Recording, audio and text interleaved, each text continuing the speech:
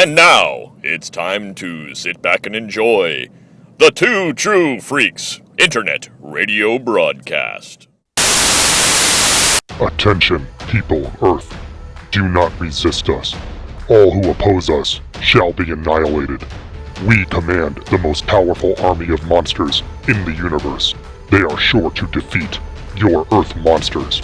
All those who are hearing this are now under the control of the Earth Destruction Directive.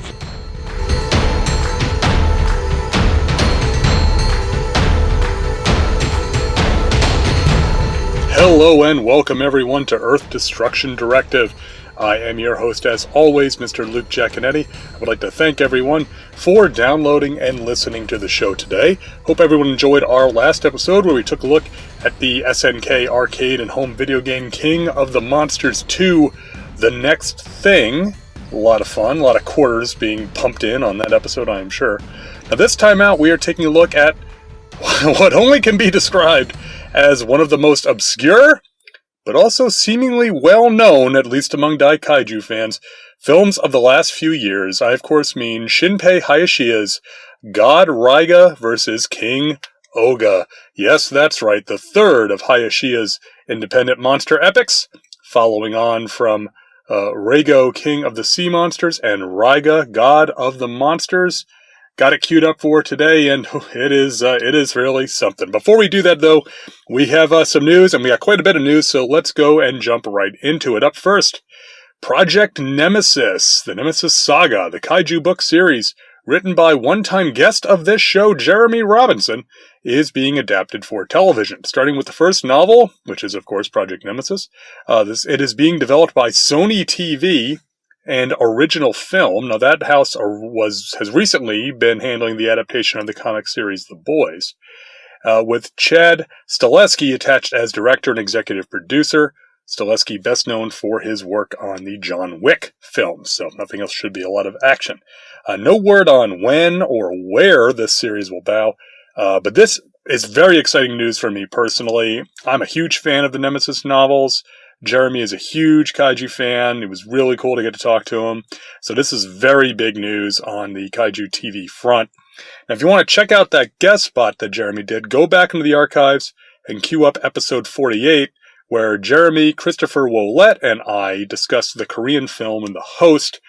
Good film. Haven't watched it in a few years. Probably worth do a rewatch on that one, but very cool to hear about the adaptation of Project Nemesis. Now, in addition to that, there was another kaiju TV series that was announced recently. New series KJ File has been announced from anime studios ILCA and Yell, set to premiere in July on TV Tokyo. Now, the description as part of the press release states that, quote, the anime will feature original kaiju monsters with illustrations in a retro Showa-era style and theme songs to introduce each kaiju's appearance. In the story, unique kaiju suddenly appear all across the world. Now, not much to go on there, but does sound very neat. The staff for the show is largely drawn from the series Yamishibai, Japanese ghost stories, which I am not familiar with. You guys know I'm not the biggest anime guy, but the sample artwork shown in that press release has a very pleasingly retro style. Definitely looks like something that might have been produced in the 60s or 70s, just from the art style. No word on Western release, but hopefully it will make it over here stateside. Now, in Ultra news, Shin Ultraman has been released in Japan and is by all accounts doing boffo box office over there. With an opening weekend of $7.7 million, this is in fact the highest grossing and highest attended Ultraman film of all time. In addition, this is also the highest May opening in Japan in 11 years, and the third highest opening for a kaiju film in 10 years. Now, additionally, right around the time it was released, it was leaked that Shin Ultraman is in fact the first installment of a trilogy, which is a very pleasant surprise. Now, here's the big news, though.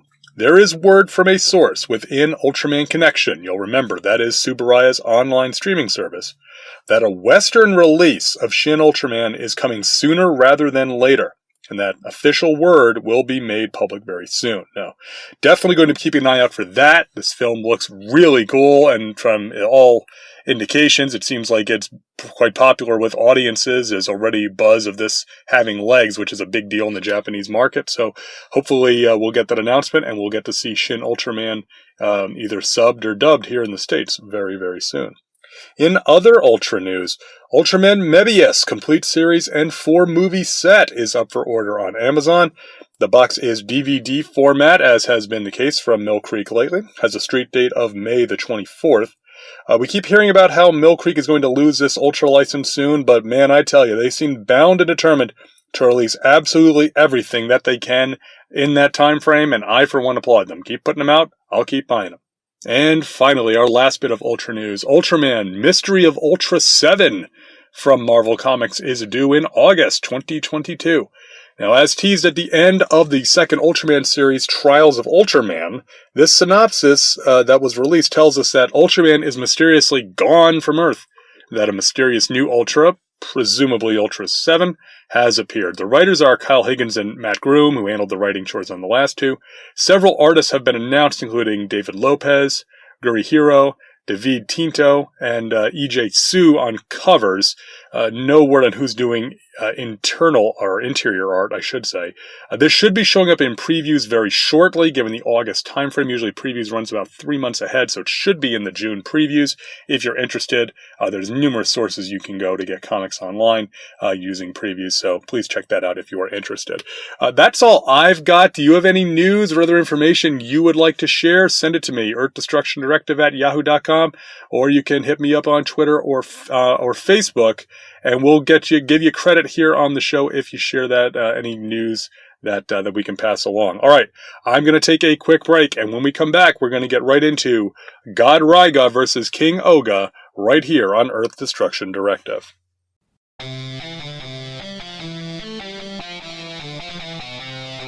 Once upon a time, 5 friends who met on the Bot Talk Transformers forum set out to develop a podcast dedicated to their various interests. Transformers, science fiction, fantasy, and comic books. Part fanboys and part assholes, they came to be known as the Fanholes. Their unbridled enthusiasm for podcasting did not end there, and soon enough, their proper podcast spun off into the Fanholes network of podcasts.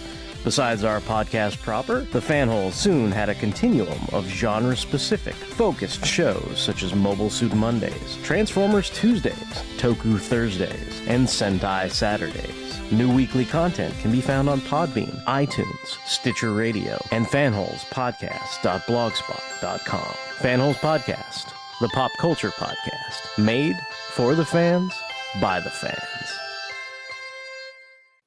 All right, we are back here on Earth Destruction Directive. God Raiga versus King Ohga, War of the Monsters, also known as Deep Sea Monster Raiga versus, easy for me to say, Lava Beast Ohga, or simply Raiga vs. Ohga, is an independent film which made its premiere on March 7th, 2019 in Japan at a special event hosted by Kadokawa, which of course is formerly Dai, and then was released on home media in the United States in early 2020 by SRS Cinema. The film has no record of any theatrical runs anywhere in the world that I could personally find in my research. Our writer, director, producer, director of special effects, editor, cinematographer, and several other roles is Shinpei Hayashiya. As was discussed on the episodes for Reigo, King of the Sea Monsters, which was episode 79, and Raiga, God of the Monsters, episode 94, Hayashiya is a longtime daikaiju fan who first rose to prominence for his fan film Gamera 4 Truth.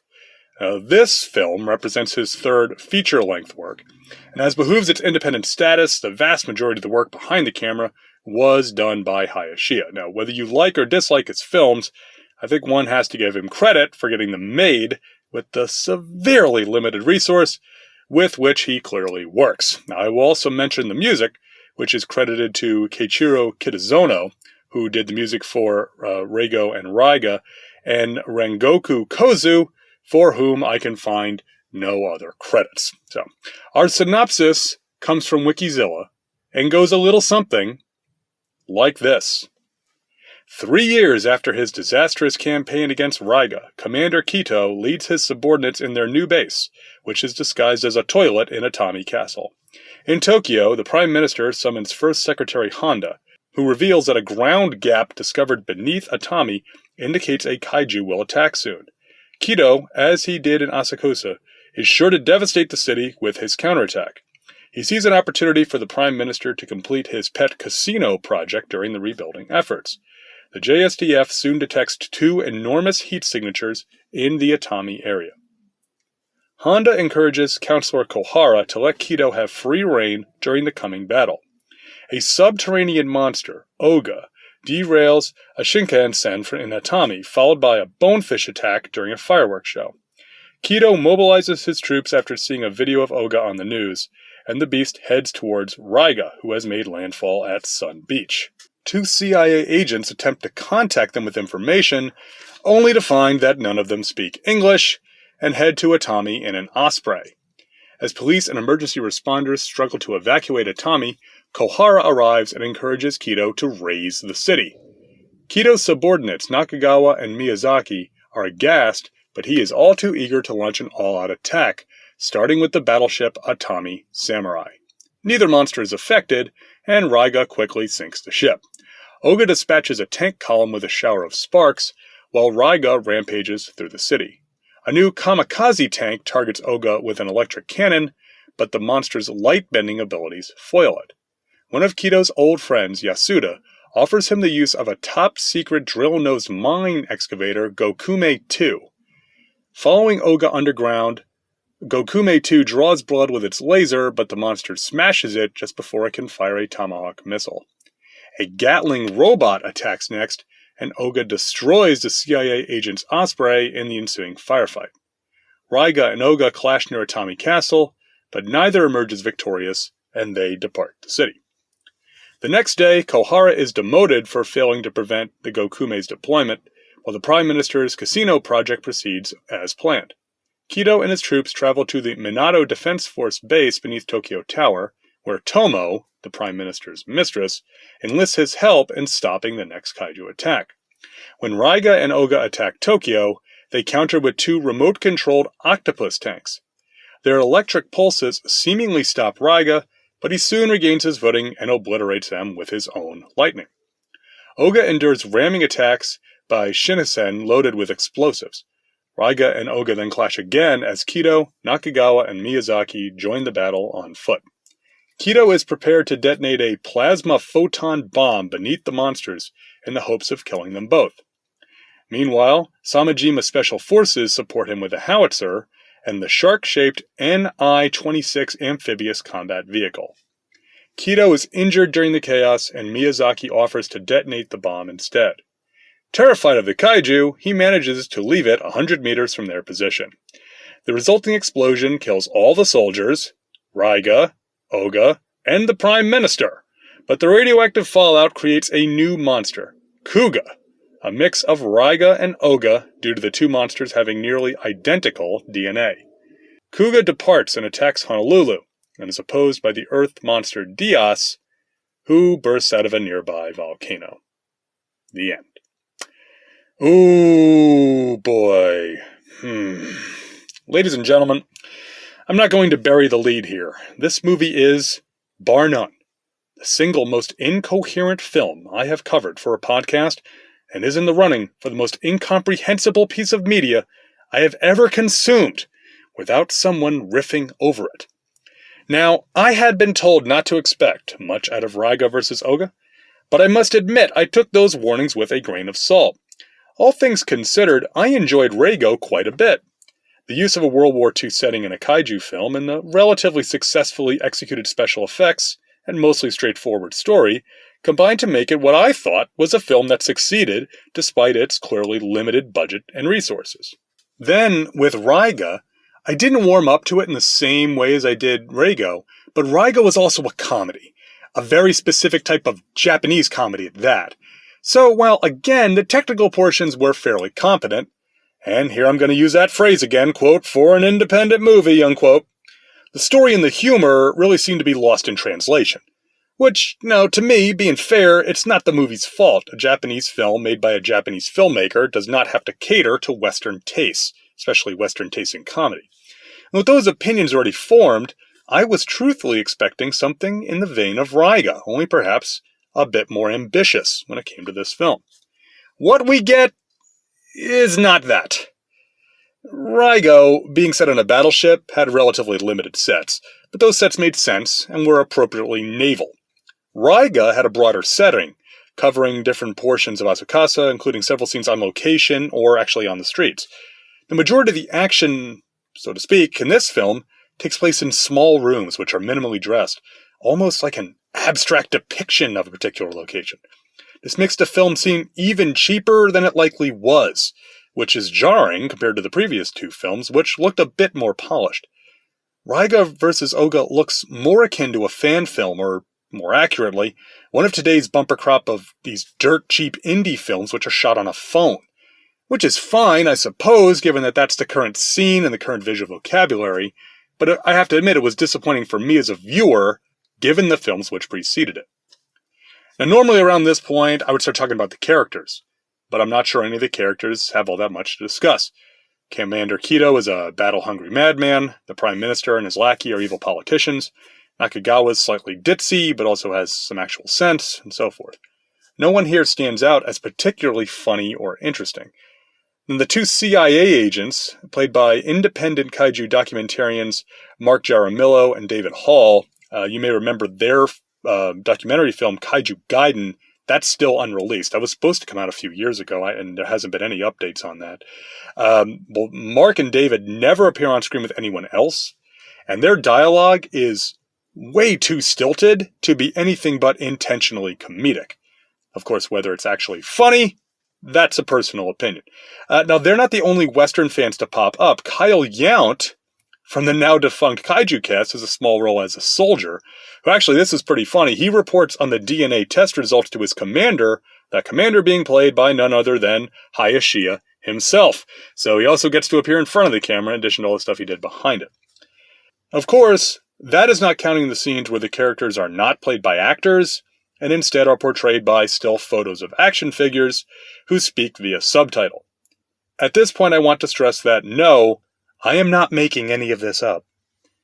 The story is essentially a framework. When the monsters arrive in Japan, the Prime Minister wants to explain it for personal gain, on which numerous set pieces are thus hung. But those set pieces never really amount to much.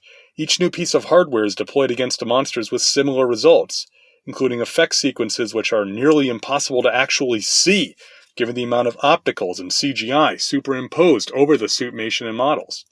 The film is redundant and repetitive, and even at, 84 minutes, it drags interminably for long stretches where nothing seems to happen.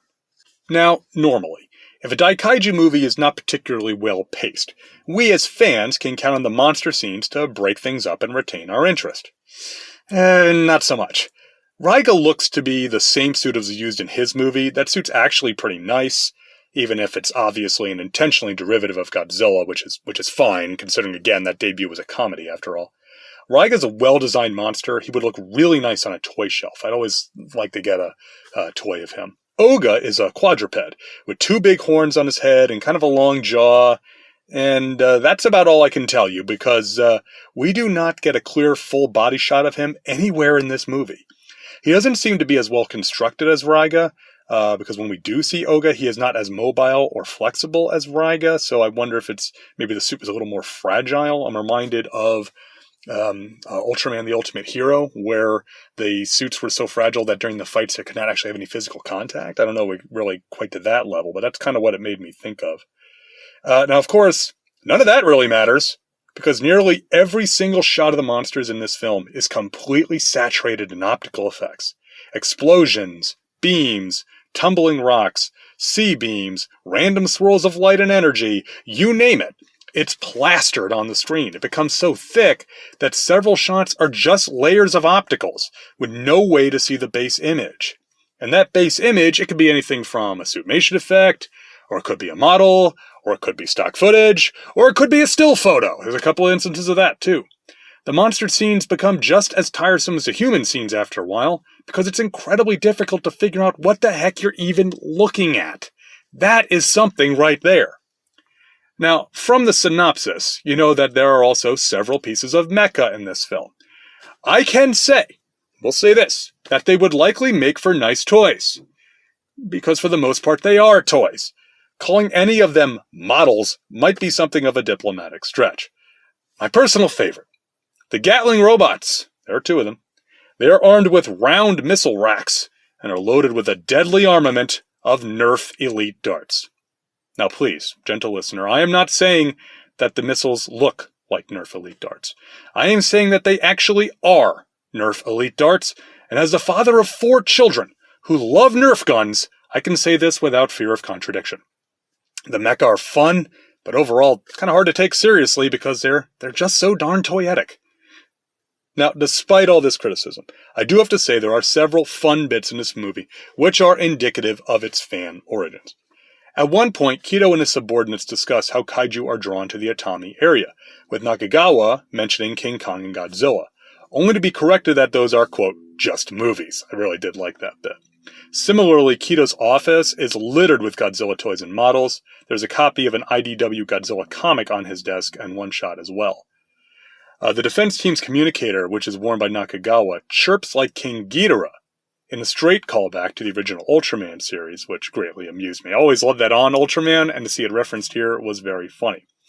Also amusing were the introductory videos for the Gokume 2 and the Octopus tanks, which include an incredibly fast text scroll on the bottom extolling their statistics, armor, and armament, like one would expect from a technical specification for such a mecha. It's a little otaku touch, but there's so much stuff they have to communicate, it's like flying by on this text scroll as the subtitles rush to keep up. Now, admittedly, these are little things, one-off gags, or fan bits, but in a film like this, I'm gonna admit, I was looking for anything to pull out and mention. Folks, here's the thing. The final product is so jumbled and so disorganized, so bafflingly assembled and shot, that at several points during my screening I was asking myself, is this the joke? Is the film purposefully trying to be the worst possible indie monster movie it can, filled with amateur acting and off-kilter line readings, long sequences in small interior locations, and bizarrely edited monster scenes?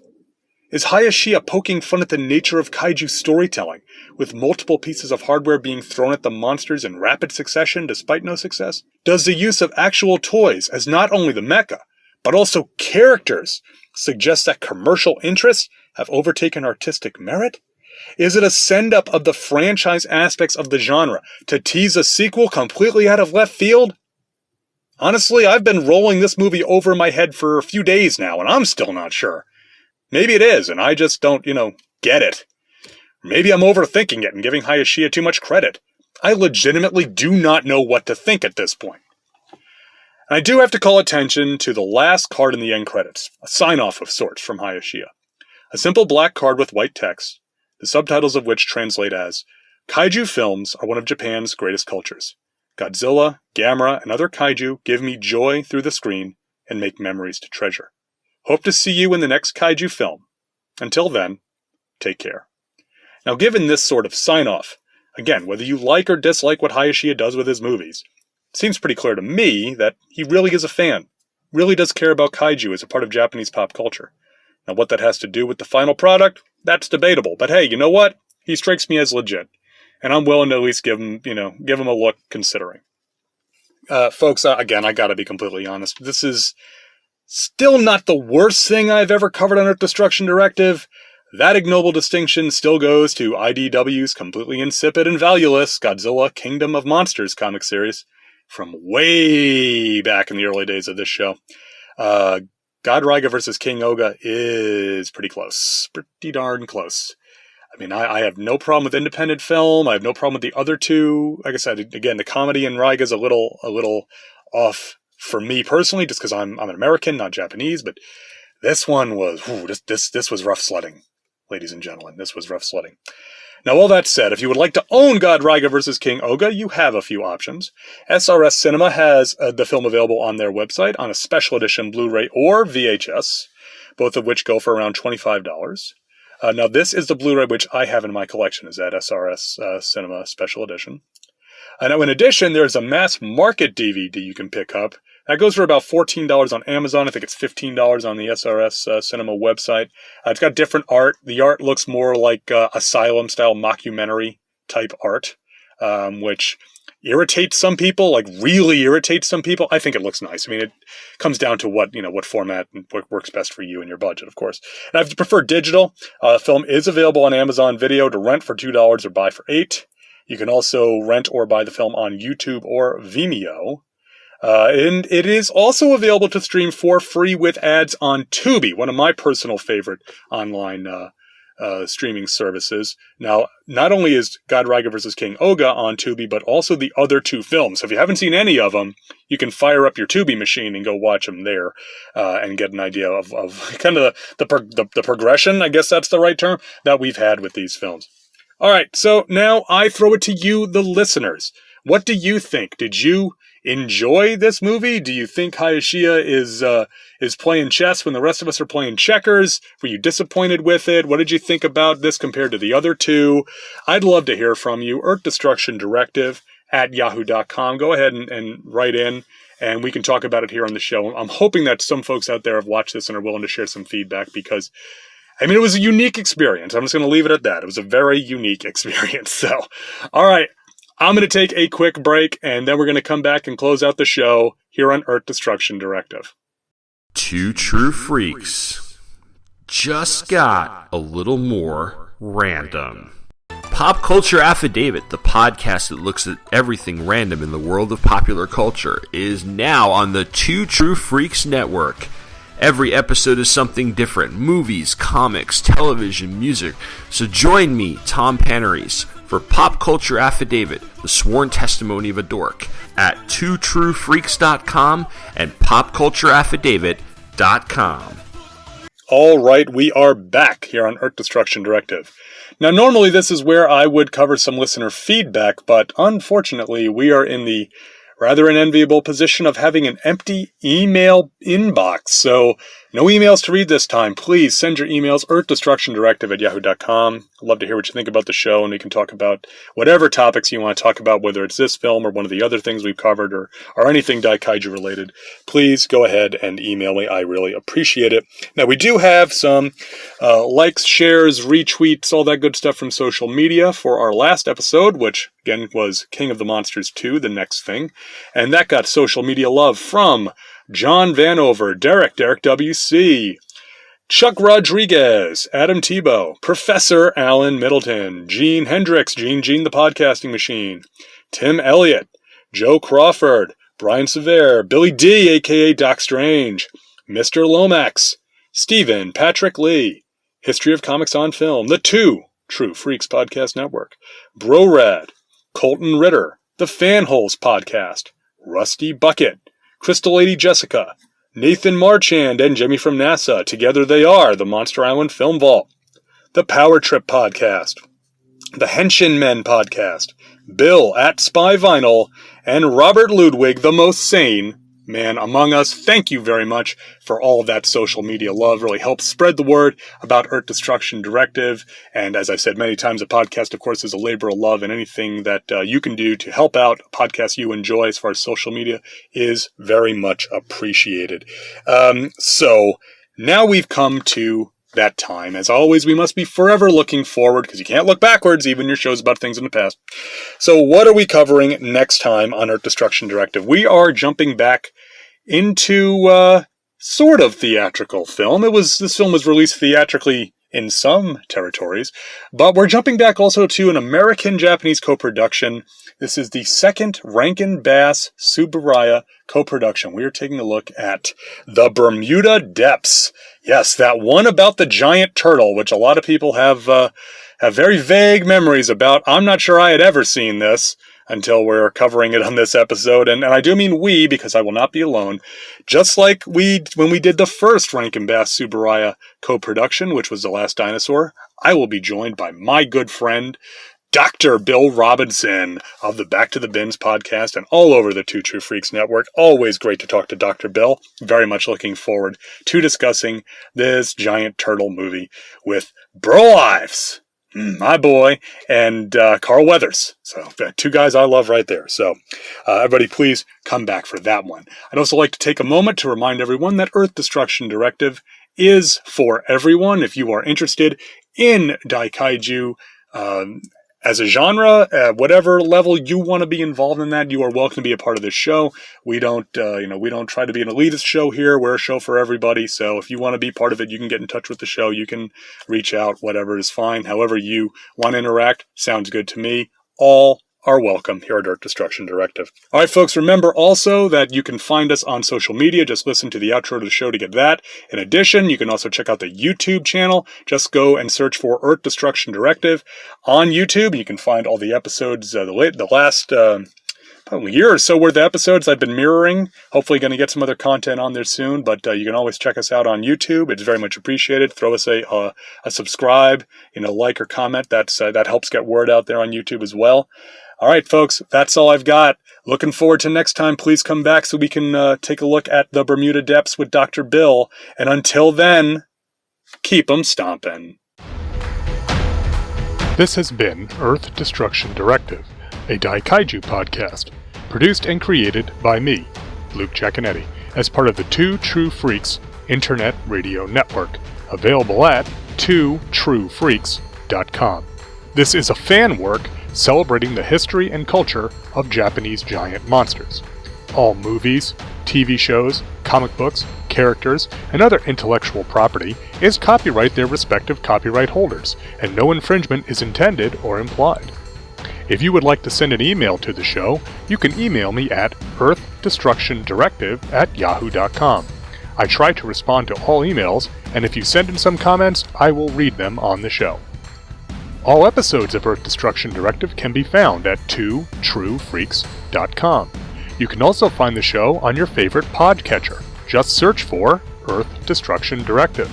You can even leave a review on your podcatcher of choice if you'd like.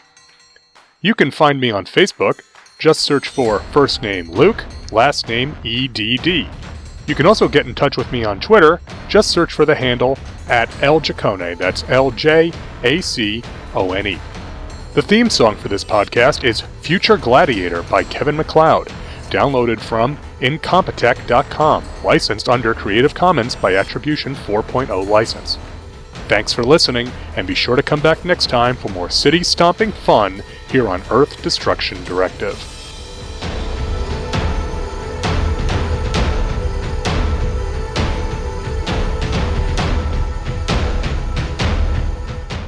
Tune in next time to hear the crusty old podcaster from Oklahoma say, "There's a WTF moment if I ever saw one.